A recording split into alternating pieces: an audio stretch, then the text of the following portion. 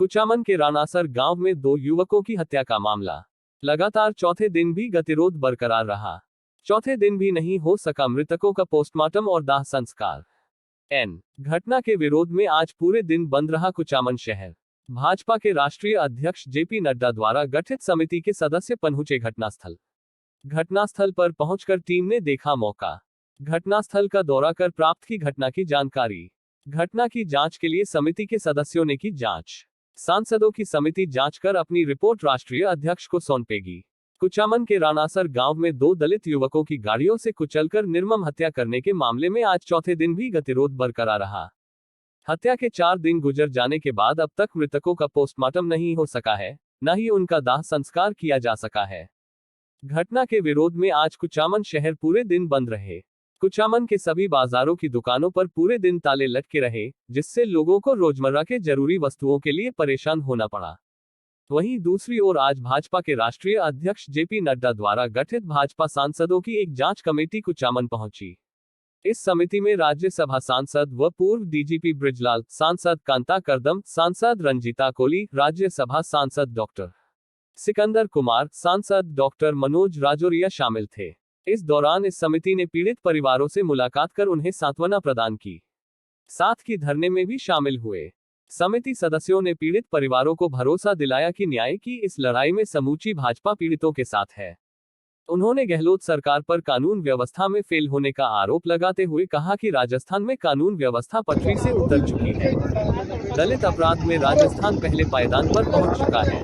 राजस्थान के हर हिस्से में दलितों पर अत्याचार की घटनाएं होती रहती है। पूरे प्रदेश में गैंगवार चरम पर है। बदमाशों के हौसले बुलंद है। बजरी माफिया, शराब माफिया और अलग अलग गैंग के बदमाश आए दिन गंभीर अपराधों को अंजाम दे रहे हैं।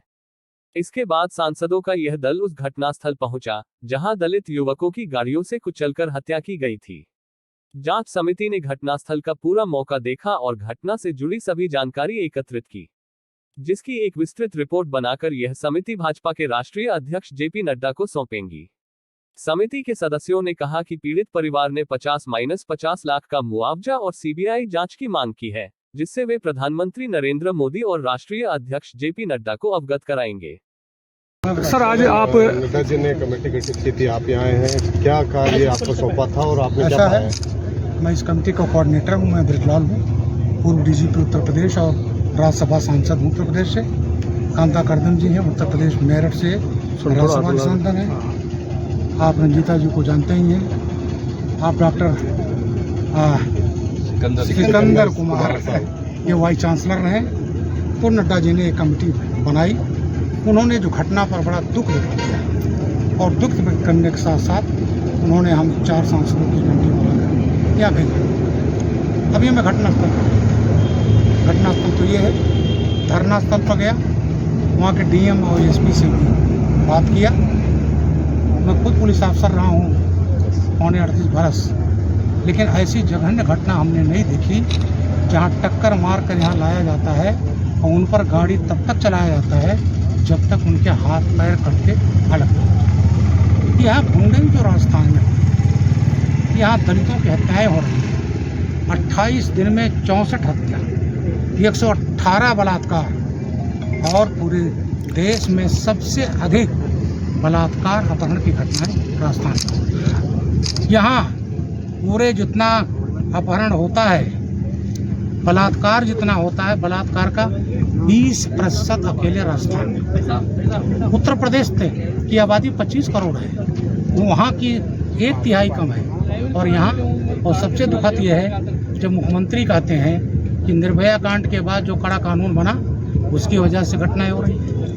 इसका मतलब कि कानून कड़ा मत बनाओ और छोड़ दीजिए लोगों को रेप करें, जैसे रेप करने वालों का बचाव किया जा रहा है। अभी आपने घटनास्थल भी देखा है। एक मंत्री विधानसभा में कह रहा है कि मर्दों का प्रदेश है तो रेप तो होगा ही।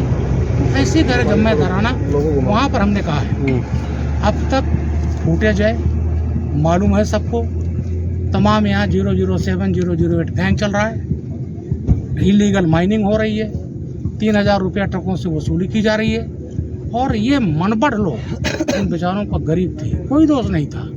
ये गुंडई में जो मर्डर हुआ, ऐसी जघन्य घटना मैंने कहीं और नहीं। आप खुद एक पुलिस अफसर रहे हैं, आपने खुद ने घटनास्थल को देखा है। एक पुलिस ऑफिसर के नजरिए से किस तरह का आप ये घटनाक्रम कितना जघन्य मानते हैं, और पुलिस जो यहाँ की पुलिस है वो उसकी इन्वेस्टिगेशन को कैसा?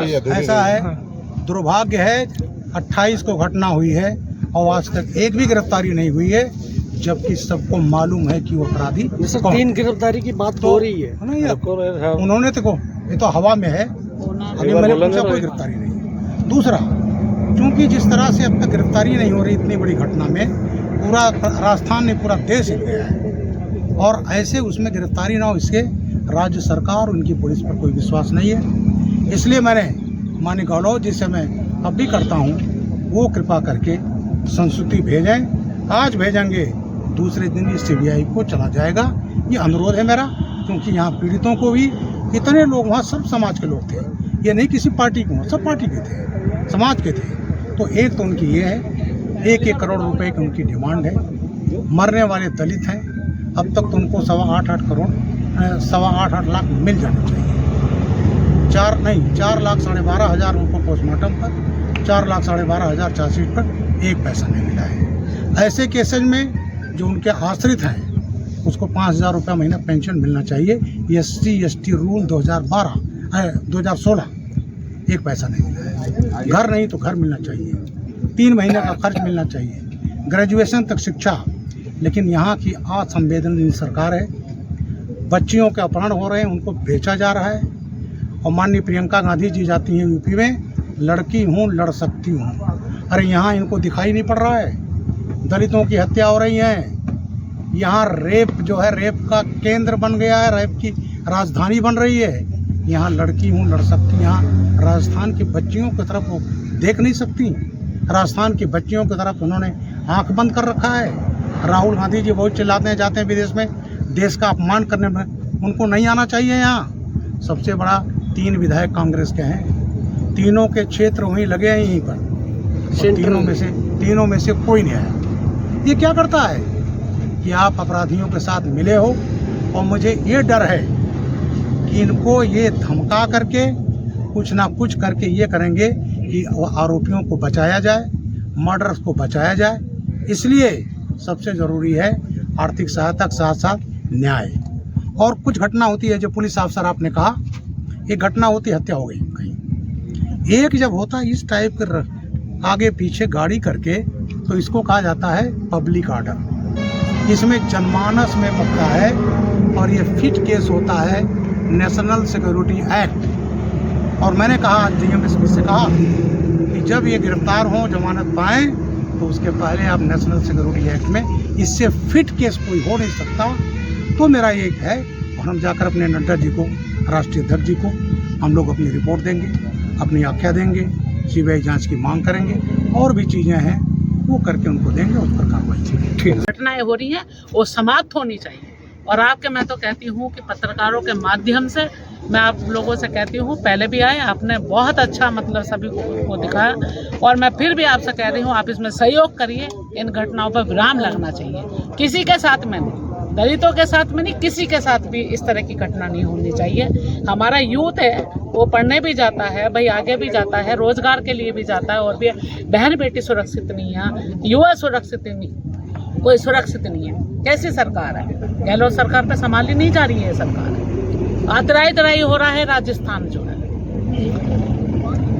आप सांसदों की टीम, हमारे आदरणीय JP नड्डा जी ने हमको यहाँ भेजा है, और हम वहाँ गए हैं आज जहाँ सभा है, और सभी समाज के वहाँ लोग इकट्ठा हैं न्याय दिलाने के लिए उस गरीब परिवार को, दलित परिवार को, जिनके साथ में ये जो कांड हुआ है। ये बहन थी उनकी, उनके फादर भी थे, और उनकी बहन से बात हुई, हमने पूछा कि क्या है, कैसे क्या हुआ था उसमें। तो उन्होंने बताया कि ऐसे ऐसे कुचलकर उनको गाड़ी से मार दिया गया है, और बहुत बुरी तरह से मारा गया है, और मेला देख कर ये। और 3 लड़के थे, एक अभी हॉस्पिटल में भी, उसे भी हम देखने के लिए जाएंगे। और 2 की हत्या जहाँ खड़े हैं वहाँ हुई है। ये बहुत दुखद घटना है, बहुत ज़्यादा, और सबके लिए दुखद घटना है। अभी मैं यहाँ पहले भी मैं आई हूँ, जो लड़की को जला के मार दिया गया है, उसका रेप किया है, तब भी मैं आई थी, और कई घटनाओं में आ गई है। लगातार यहाँ घटनाएं बढ़ती ही जा रही हैं, कोई डर ही नहीं है यहाँ पर। पे लॉ एंड ऑर्डर है ही नहीं है यहाँ पर, ये बिल्कुल भी। अभी उस लड़की की बहन ने खड़े होकर कहा कि मुझे न्याय चाहिए, तो गहलोत सरकार सुने, उस परिवार को न्याय दिलाए, उसको न्याय दिलाना पड़ेगा, उसको न्याय देना पड़ेगा। और जो ये खुले छूटे घूम रहे हैं ना, जो गुंडागर्दी कर रहे हैं, गुंडे हैं जिन्होंने खुलेआम मारा है उसको, वो कहाँ है? उनको जेल भिजवाना चाहिए, उनको कड़ा दंड देना चाहिए, जिससे कि आने वाले समय में भी किसी के साथ में इस तरह की घटना ना, किसी समाज के साथ में भी इस तरह की घटना नहीं होनी चाहिए। और सीबीआई की मांग है, मतलब परिवार ने करी है और सभी समाज के लोगों ने करी है।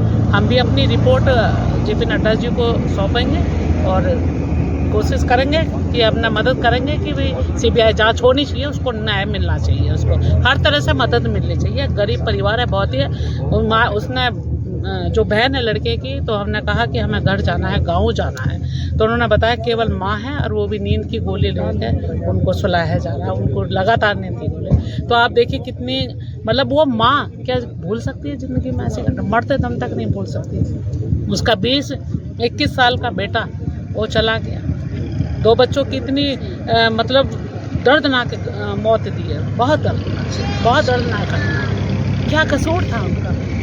क्या कसूर था? क्या दलित को क्या जीने का हक नहीं है? उनको कोई अधिकार नहीं है क्या? क्या खुशियाँ मनाने का अधिकार नहीं है? वो मेला देखने के लिए गए, उनको क्या कह रहे थे वो? तो इस तरह के दलितों पर जो अत्याचार हो रहे हैं, ये बंद होने चाहिए। ये कांग्रेस सरकार है, आई है यहाँ पर, राहुल गांधी आई है, सोनिया गांधी आए यहाँ पर, प्रियंका गांधी आए। बेटी हूँ तो लड़ सकती हूँ, जाओ बेटी को देखो, उसकी बहन को देखो, जाके मिलो, क्या हाल है उसका दर्द देखो उसका जाके। उस परिवार की जो कमी है, जो बेटा तो वापस आ नहीं सकता है, लेकिन कोई एक भी उनका, कोई भी सरकार में से कोई नहीं आया है, न केंद्र उनका यहाँ से आया है कोई भी कांग्रेस से, ये तीनों में से, और ना यहाँ गहलोत सरकार में कोई आया, ना किसी तरह से उनको मदद देने की उन्होंने कोई बात करी है। ठीक है, तो कैसे न्याय मिलेगा?